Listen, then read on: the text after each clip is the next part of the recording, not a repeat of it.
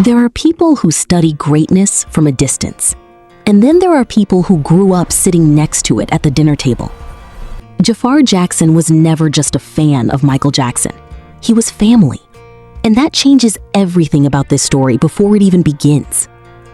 Most people who attempt to portray a legend start with the obvious: the costume, the glove, the signature lean. They build from the outside in.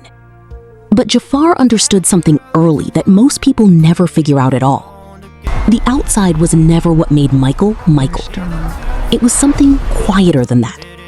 The way Michael could walk into a room and say nothing, and somehow everyone already felt it. The way his voice never rushed, never pushed. It drifted into the air slowly, like he was placing each word down carefully before letting it go. That was what Jaafar was really chasing. Not the icon the world built, the person his family knew. And to find that person, he had to go back through old footage, back through private interviews, back through moments most cameras were never even meant to catch. Him off stage, him mid-laugh, him in a quiet conversation, not performing, just existing. That was where the real study began. We need a celebration of Michael and his music and his impact around the world.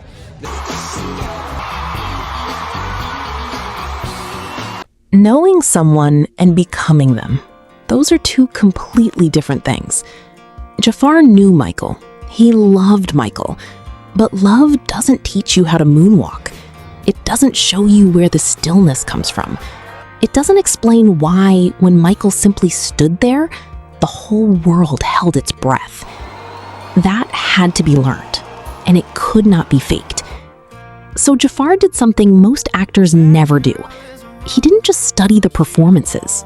He studied the pauses, the breath before an answer, the way Michael's eyes would drop slightly before he spoke, the tiny, almost invisible moment of quiet that came just before everything exploded into movement. He watched it again and again until it stopped feeling like research and started feeling like memory. I love to tour. But here is where the pressure becomes almost unbearable to imagine. This wasn't just any role.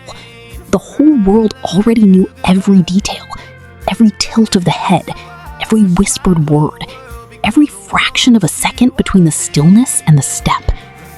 Billions of people had that stored somewhere inside them. There was no hiding, no margin for almost. And Jaafar wasn't a seasoned actor with years of smaller roles behind him. This was his first major performance, his debut.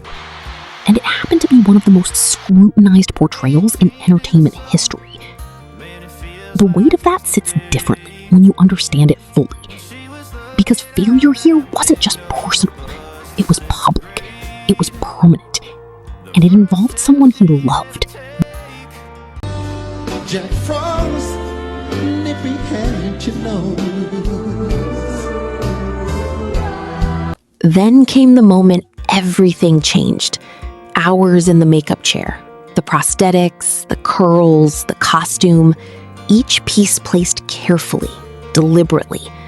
And then, all at once, it was done. Jaafar looked into the mirror, and the face looking back was not entirely his own anymore. He has described that moment as spiritual, not emotional, spiritual. Because something shifted that had nothing to do with costume or makeup or lighting. Something internal moved. His posture changed.